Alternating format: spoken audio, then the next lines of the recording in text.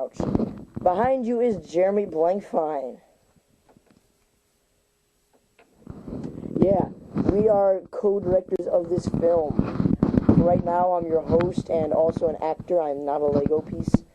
And over there is the other Lego piece slash person. Not Lego piece, by the way. And, yeah, we've been working on this video for a while now. We had to take about 20 times just to get this introduction now.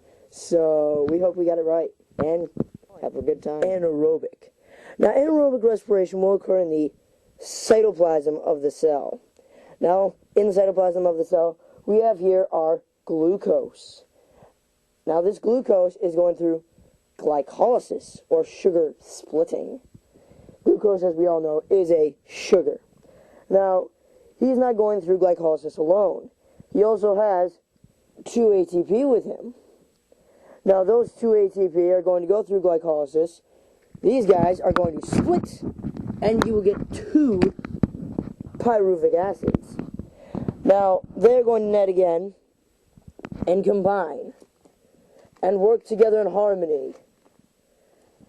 And they will then add onto themselves 1 NADH.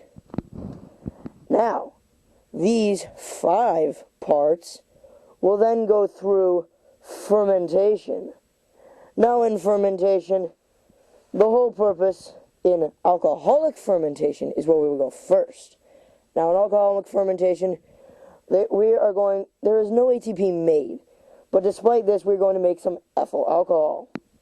Now, in this, we are going to regenerate some NAD+.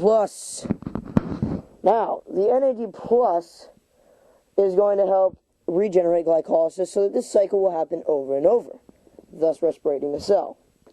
Now, all this is going to happen, and then we're going to add on.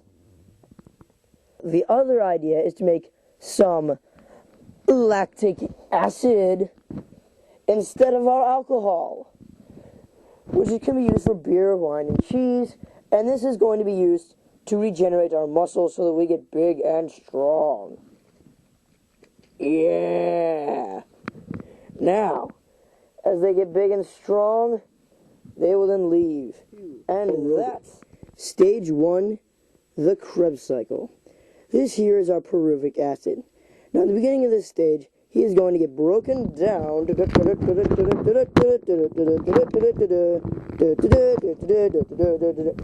then we will get our acetyl CoA.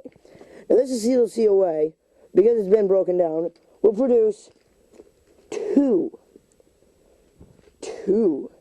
NADHs. Now, these 2 NADHs will go through the Krebs cycle. And as they go through this, they will then produce a third NADH, 2 ATP, and 1 FADH. Now, these fearless molecules will then go on to the electron transport chain. But first, 4 of them are going to leave.